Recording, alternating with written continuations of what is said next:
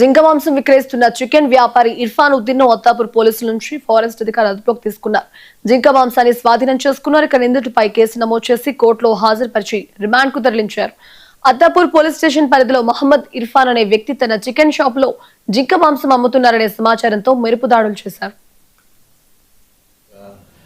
ఖచ్చితంగా మీరు ఏదైతే వైల్డ్ లైఫ్ ప్రొటెక్షన్ యాక్షన్ ఈ సెక్షన్ల ప్రకారం జింక మాంసం తేవడం కానీ అమ్మడం కానీ ఉంచుకోవడం కానీ జింకలు ఉంచుకోవడం కానీ వైల్డ్ లైఫ్ ప్రొటెక్షన్ యాక్ట్ ప్రకారం చాలా నేరము. కావున పబ్లిక్ కానీ అవేర్నెస్ అయ్యి ఈ జింక మాంసం తినేవాళ్ళు కానీ ఎవరు కానీ ఇట్లా దాన్ని చేయకుండా ఖచ్చితంగా మీరు ఈ వైల్డ్ లైఫ్ను అందరూ పబ్లిక్ కూడా దాన్ని ఎలా తినకుండా ఈ నేరాలు పాల్పడకుండా ఉండాలి. దీనికి కఠినమైన చర్యలు కూడా ఉన్నాయి. 7 సంవత్సరాల జైలు శిక్ష, మినిమం 7 సంవత్సరాల జైలు శిక్ష, 25,000 రూపాయల జరిమానా కూడా ఉన్నది.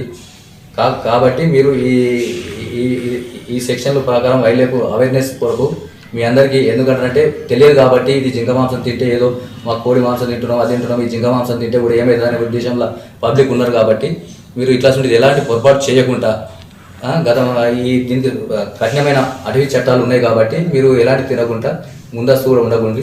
మేము కూడా ఈ ఏటును కూడా ఖచ్చితంగా అంటే విడిచిపెట్టే ప్రసక్తి లేదు. ఇంకా ఇన్వెస్టిగేషన్ నడుస్తున్నది. ఈ ఇన్వెస్టిగేషన్ భాగంగా ఇతను కూడా ఎక్కడి నుంచి తెచ్చిందని పూర్తి విచారణ చేసి మళ్ళీ ఇతన్ని కోర్టుకు సరెండర్ చేసి ఖచ్చితంగా జైలు శిక్ష చేసే వరకు మేము అటవీ అధికారులు దీనిపైన చర్య సమాప్తం కాకుండా